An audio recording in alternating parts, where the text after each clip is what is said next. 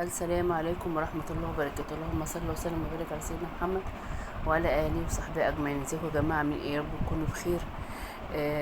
بصوا بقى، قبل ما ابدا الفيديو ما تنسوش الاشتراك واللايك في قناه اكلات بسيطه مع هبه محمد. بصوا هنعمل ايه. حبه كيكه كده، ايه على الماشي كده، صينيتين ولا صينيه كده ماشي.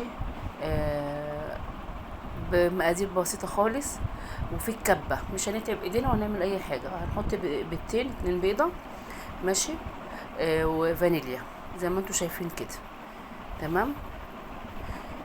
ازيكم يا جماعه؟ عاملين ايه بقى؟ اخباركم ايه؟ يا رب تكونوا بخير. صلوا على النبي عليه افضل الصلاه والسلام. بصي بقى، بنضرب البيضتين حلو مع الفانيليا. انا مش بعملها بيض باللبن، انا بعملها بلبن بودر ماشي. اوفر يعني، كيس ب8 جنيه اوفر من اللبن التاني. تمام. بحط كيس لبن بودر ماشي، وبحط نص كوبايه زيت، نص كوبايه زيت يعني بيضتين و2 فانيليا، ونص كوبايه زيت، وكيس لبن بودر، وكوبايتين مش مليانين او كوبايه ونص سكر. تمام ماشي. وبضرب الخليط ده كله مع بعض حلو قوي. ببقى ايه، اه كوبايتين مش مليانين او كوبايه ونص يعتبر، عشان ايه ما تبقاش ايه، اما بتبقى محليه قوي ما بتبقاش حلوه وبتطلع كمان نتيجه مش كويسه. تمام. الكيس التاني بتاع الفانيليا. وطبعا الكيس وقع. طبعا انا عشان حطيت لبن بودر يبقى بنحط كوبايه ايه، ميه، كوبايه ميه، عشان حطينا لبن بودر. انما لو لبن عادي بتحطي كوبايه عاديه. لو مثلا انت عايزاه بالبرتقال بتحطي كوبايه برتقال عادي خالص، مفيش اي مشاكل. تضربيه حلو قوي. بتروحي نخله بقى الدقيق مع شويه مع شويه ملح صغيره. تمام.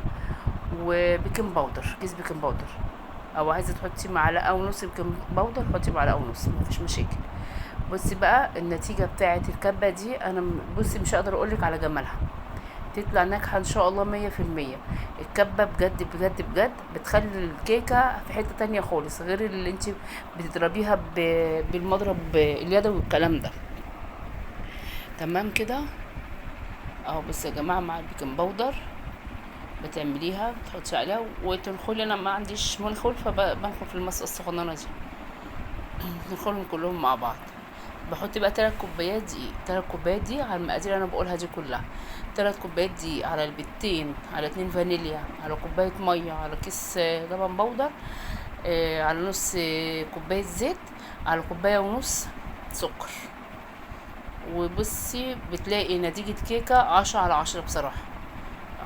بحط بقى خل بقى ماشي، عشان تطلع ايه، ليها قوام كده، وتطلع كمان بيضة.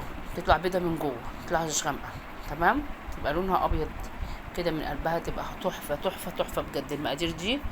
بصي انا حطيت ايه، غطيين. انت حطي غطا، يعني حطيت غطيين مش مليانين، حطي غطا احسن، او معلقة صغيرة خل، بس كده. وبتروحي دهنة بتجيبي صينية تدهنيها، بنبقى مشغلين الفرن من اول ما نبتدي في الكيكة، اول ما نبتدي في الخلطات ديت بتشغلي الفرن ماشي. وايه، وتجيبي الصينيه، بصي بتضربي ازاي، بتسيبيها تضربيها شويه. يا نهار ابيض، ولا تعب ولا توسخي بقى اطباق ولا الكلام ده، مفيش. بتحطي كله مع بعض في الكبه وخلاص. بتدهني بقى الصينيه زيت، انا بدهنها زيت بس ماشي. وتحطي وتروحي تكون ان شاء الله الفرن سخن. تمام.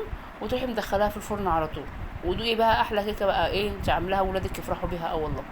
واحنا قاعدين بالليل كده قمنا عاملينها، ايه العيال عايزينها. قمت عاملاها بالليل واحنا قاعدين. انا بعمل كيكه تملي بالليل عشان افرح العيال بيها، يعني بيبقوا قاعدين حواليا بيفرحوا بيها جدا جدا. وساعات والله يقولي لا استني يا ماما، انا هنعمل، احنا هنحط، احنا مش عارف ايه كده. بفرح العيال. وقومي اعملي شويه كيكه، صينيتين كده للعيال. صينيه واحده ما بتكفيش على فكره، اعملي صينيتين كده عشان تتعشوا وتفطروا بيها. تمام كده. ابني طبعا الصغير حكم عليا اعمل له واحده بالشوكولاته، عملتها.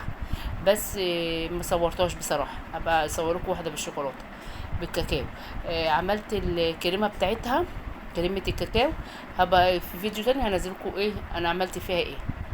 بصوا يا جماعه، بصوا الجمال، بصوا يا نهار ابيض، يا نهار ابيض، والله العظيم حاجه تحفه تحفه تحفه. وما تنسونيش بقى في لايك واشتراك وتفعيل الجرس. واقول لكم بالف هنا وشفا اللي يجربها، والسلام عليكم ورحمة الله وبركاته.